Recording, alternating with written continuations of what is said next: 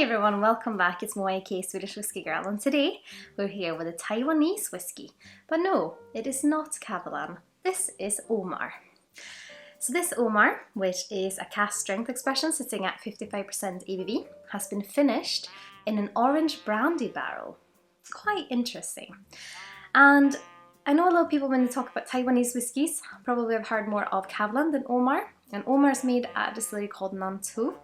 So it is also another Taiwanese whiskey that's won a lot of awards.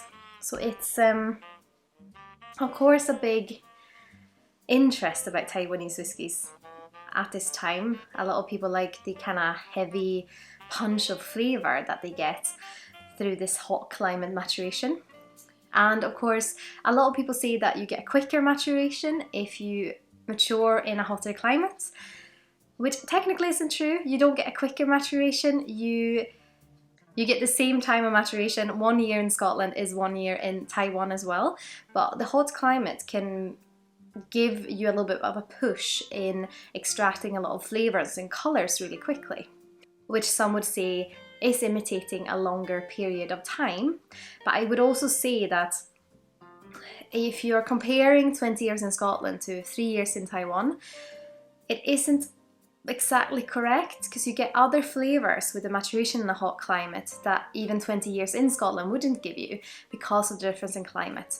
So just want to kind of point that out. So you can definitely over mature in a hot climate, and you have to be very careful with how you do it. And I know some distilleries in hot climates try to put water in the warehouses so they don't get as quick of an angel share, and you of course can't mature for that long, because then you don't have anything you can call whiskey anymore, because it's not over 40%. But the Nantou distillery also try to focus on not using any chill filtration and natural colour, and they have done some of these interesting cask expressions, the finishing, when they use like liqueur casks and this orange brandy barrel maturation. So it's quite fun and fascinating. I do like when they're doing something like that, because it's just a little bit of fun. And Omar, which is the name of these whiskies, is the Scots Gaelic word for amber. So quite fitting, considering a lot of whiskey have that nice amber colour. But let's start by having a look on the nose. This is, it's just fun. It's definitely orangey. Almost a bit like orange candy. Nice. But also that orange peel, like very, very fresh. Like just when you've grated orange peel, it's like really, really zingy, fresh aroma. But also a bit of orange candy, so a little bit artificial orange candy notes. It's, yeah, undoubtedly orange. Quite zingy and feels quite dense, which isn't surprising considering it is pretty hot in Taiwan. Quite floral as well.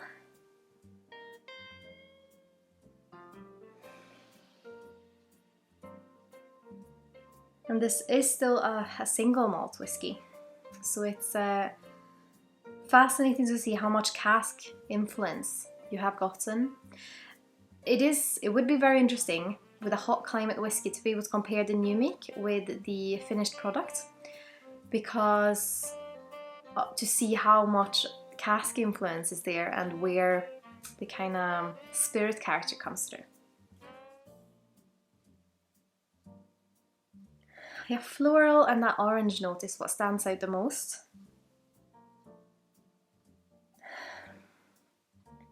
But let's have a little taste. Slanjava.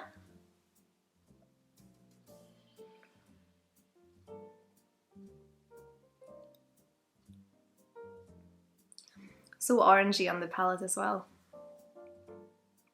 Just orange candy, but a big punch of that alcohol as well, which makes it feel a little bit earthy on the finish, but in a pleasant way. You have this kind of flavour memory of the orange, and then it just kind of lands on you and sits there. It's almost like you have this noise. So almost when you hear thunder, if you tone the sound of thunder down and it just like keeps going, that's what the finish feels like. I will of course try it with a little bit of water in a second as well.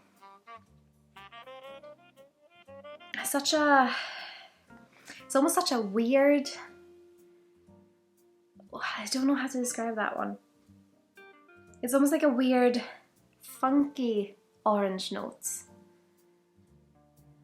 which might be the orange brandy character coming through. Because it's a note of something that feels like it wouldn't belong in a whiskey. But it might just, of course, be because I've never tried any whiskey that have been matured in an orange brandy barrel before.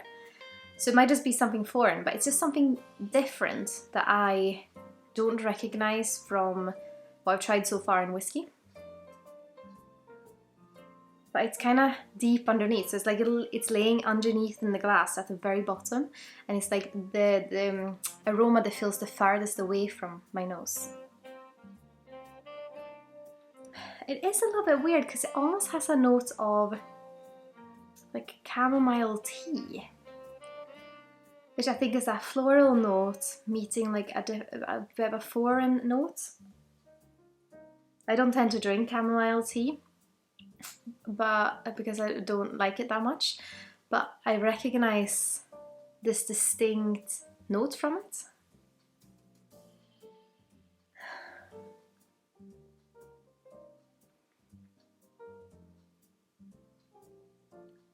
Quite spicy. You can definitely tell that it's a hot climate maturation because it's so big, and you kind of taste it, you get the orange, and then it kind of just grows into this orangey earthiness.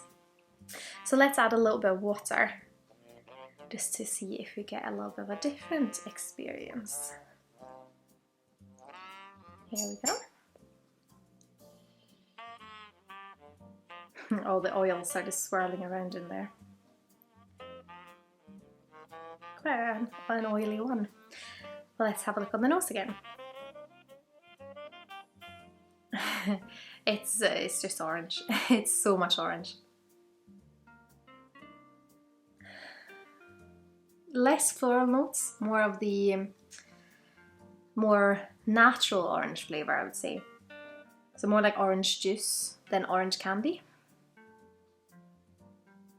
Yeah, pretty much orange juice on the nose, with a little bit of alcohol lingering behind it.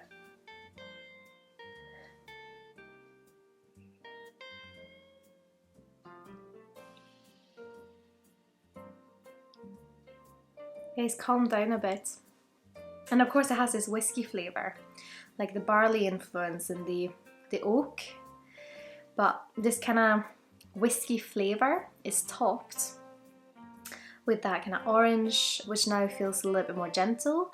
And then it just feels quite dense. If you've ever tried a hot climate whiskey, you will recognise this denseness, because it's not like a sugar denseness or a fruity denseness, it's just hot dense. The oakiness feels heavier, the spice feels a bit heavier, and it's kind of a ginger spice, I would say, primarily. Maybe a bit of cinnamon, but yeah, probably more ginger with that orange.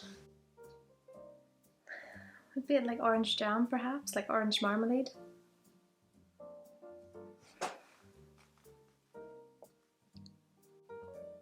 But quite a fun flavour. I mean, the oakiness is still there, so if you like whiskey, you'll recognise this as a whiskey very much. And I do not think that the cask influence is so big that it takes over that this is a whiskey, which I think can be quite fun in its own way, but that just makes it a completely different experience. You still want a whiskey to be a whiskey because that's what you're intending to drink.